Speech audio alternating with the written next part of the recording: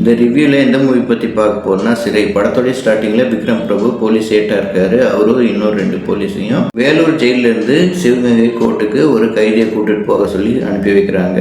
அந்த கைதி பேர் தான் அப்துல் அப்படின்ற கேரக்டரில் வர எல்கே அக்ஷய்குமார். கைதியோட பாடி லாங்குவேஜை பார்த்தா தப்பிச்சு போனோம் அப்படின்ற மாதிரி தான் இருக்குது. கைதி தப்பிச்சு போனாரா இல்லையா, விக்ரம் பிரபுக்கும் கூட இருக்கிற போலீஸ்க்கும் பிரச்சனை ஆச்சா இல்லையா அப்படின்னு தான் படத்தோடைய மீதி கதை. விக்ரம் பிரபு போலீஸ் ஏட்டாக ரொம்ப நல்லாவே நடிச்சிருக்காரு. ஃபர்ஸ்ட் சீனில் வர ஃபைட் சீன் ஆகட்டும், ஒரு போலீஸ்க்கும் குறைஞ்சபட்ச அதிகாரம் இருக்குது அப்படின்னு சொல்கிற அந்த மூமெண்ட்லேயும் ரொம்ப நல்லாவே பண்ணியிருக்காரு. எல்கே அக்ஷய்குமார் டெபியூ பண்ணியிருக்காரு. டெபியூ ஆக்டர்னு சொல்ல முடியாது, அந்த அளவுக்கு அவருடைய பெர்ஃபார்மன்ஸ் இருந்தது.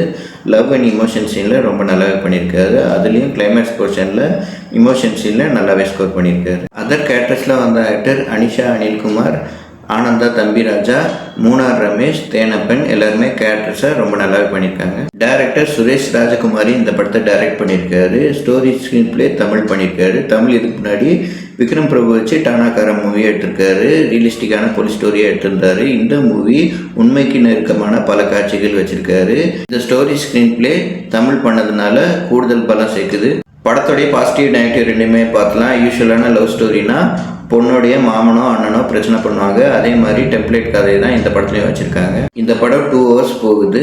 எல்கே அக்ஷய்குமார் அனிஷாவுடைய லவ் ஸ்டோரியை இன்னுமே ட்ரிம் பண்ணியிருக்கலாம்.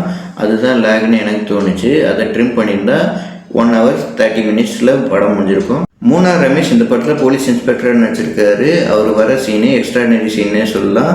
மைனாரிட்டி கம்யூனிட்டியை சார்ந்தவங்கள இந்த சொசைட்டி எப்படி பார்க்குது அதை எதிர்த்து அவர் குரல் கொடுத்துருக்காரு.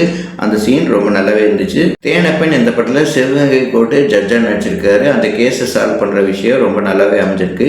அதுக்கப்புறம் இந்த படம் பார்க்கும்போது மைனா படம் பார்க்குற ஃபீலு நமக்கு வருது. அப்புறம் லாஸ்ட்டு 20 to 30 minutes அந்த கைதிக்கு என்ன ஆகும், விக்ரம் பிரபுக்கு வேலைக்கு என்ன ஆகும்னு ஆடியன்ஸுக்கு பதைப்புன்னு உச்சத்துக்கே கொண்டு போயிட்டாங்க இந்த படக்குழு. படத்துடைய plus Vikram Prabhu Taanakkaran love marriage இருக்கப்பட்டுன்னு அவருடைய செகண்ட் இன்னிங்ஸை ரொம்ப நல்லாவே ஆரம்பிச்சிருக்காரு.